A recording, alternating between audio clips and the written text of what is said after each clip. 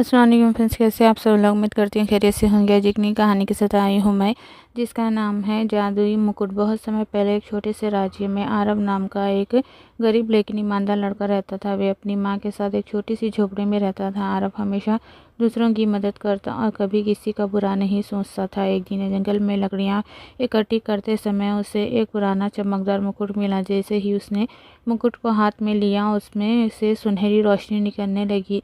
तभी एक मधुर आवाज़ सुनाई दी, ये जादुई मुकुट है, इसे केवल सच्चे और दयालु व्यक्ति ही पहन सकते हैं।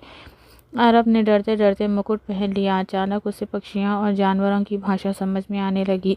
अब वे उनकी बातें सुन सकता था। अगले दिन ही चिड़िया ने उसे बताया कि राज्य के पास वाली नदी का बांधू टूटने वाला है। आरब तुरंत राजा के पास पहुंचा और सारी बात बताई। पहले तो किसी ने उसकी बात पर विश्वास नहीं किया, लेकिन राजा ने सावधानी के लिए सैनिक भेज दिए। कुछ ही घंटों बाद बांध टूट गया। सैनिकों ने पहले ही लोगों को सुरक्षित स्थानों पर पहुंचा दिया था, इसलिए किसी को नुकसान नहीं हुआ। राजा बहुत खुश हुआ। उसने आरब को पुरस्कार देना चाहा, लेकिन आरब ने कहा, महाराज, मुझे केवल लोगों की मदद करने की खुशी मिलती है।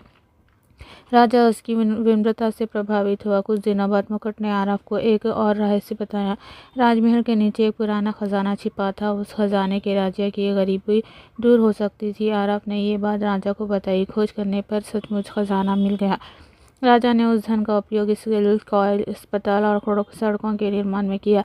पूरा राज्य खुशहाल हो गया। एक रात मुकुट फिर चमका और बोला, आरब, तुमने अपनी शक्ति का उपयोग केवल भलाई के लिए किया है। अब मेरा काम पूरा हुआ। इतना कहकर मुकुट आसमान में उड़ गया और एक चमकते तारे में बदल गया।